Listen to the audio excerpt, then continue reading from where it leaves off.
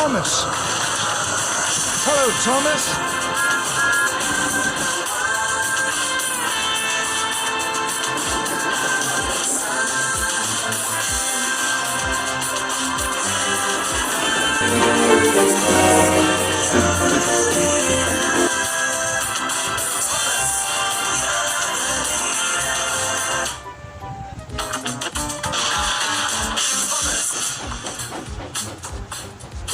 Never ends. Emily, she knows her stuff. Toby, he's square. Everyone's a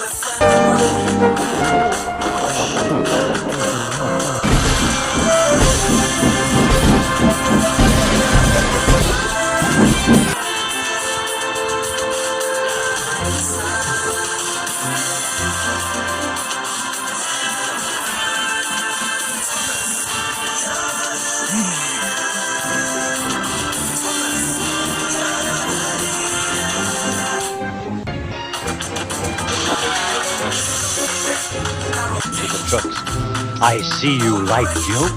You made a...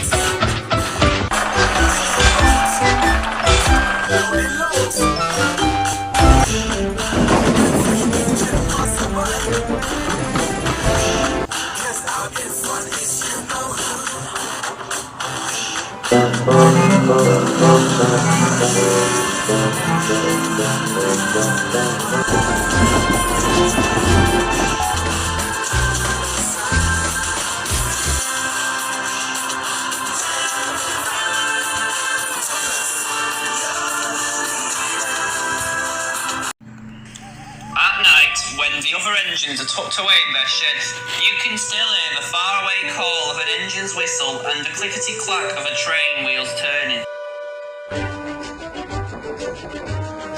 This is the sound of a mail train. One train is pulled by Thomas and the other is by Percy, as the loads are too heavy for one engine to do the work alone. The mail is loaded into trucks at the harbour and the engines pull their trains through the silent stations delivering their precious loads. On a clear night, a big shiny moon brightens their journey, but often Thomas and Percy can even see the stars. But whatever the weather, lamps all along the track always light their way.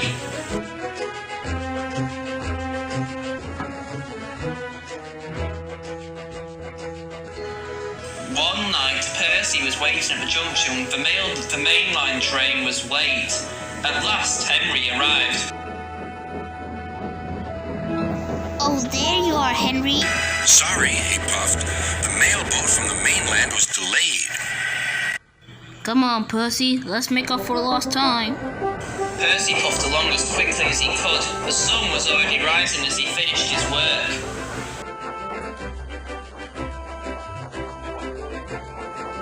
Never mind. I like being out and about where there's a start of a new day and no one else around. Oh, Bubs, it's the stuck-up worldly thing called Harold. Good morning. I always said railways were out of date, but you're so slow with the mail. You should give everyone their stamps back. Bird brain.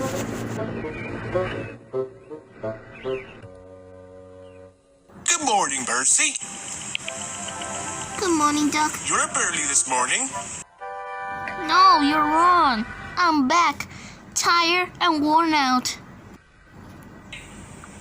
He rolled into his shed and fell asleep. Almost before his buffers touched the bar, his driver decided to set off early that evening. Thomas was waiting at the station. Thank goodness I have a chance to speak to you. Driver said that the person in charge of the post has complained to the Fat Controller about the delay last night. But that wasn't my fault. I was trying to keep up. I know, and so does the Fat Controller, but this post person wouldn't listen. Tonight, we'll just have to be quicker than ever before. The engines were just leaving when they heard a familiar buzzing. I say, you two, there's news flying about. Where? All over the place. They're going to scrap the mail train and use me instead. Wings work wonders, you know. Rubbish. That night, everything ran like clockwork. Thomas and Percy steamed through the stations, making good time everywhere they went.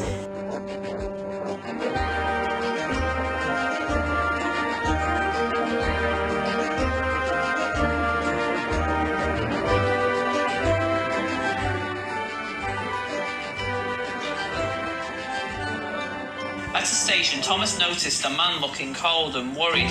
He missed his train home. We can give you a ride. Thank you, said the man. Anything's better than sitting here. The next afternoon, Percy passed the airfield and saw Harold. Hello, lazy wings. Are you tired to fly today? The wind's too strong. I've been grounded. You need rails. They work wonders, you know. That night, the Fat Controller showed the two engines a letter. It was from the man who missed his train. He thinks you are both splendid, and everyone says that the mail train is the pride of the line. Thomas and Percy, best friends you'll see. Thomas and Percy, best friends you'll see. Thomas and Percy, blue and green, best of friends that you ever see. Thomas and Percy, blue and green, best of friends that you ever see. Thomas and Percy, blue and green, best of friends that you ever see.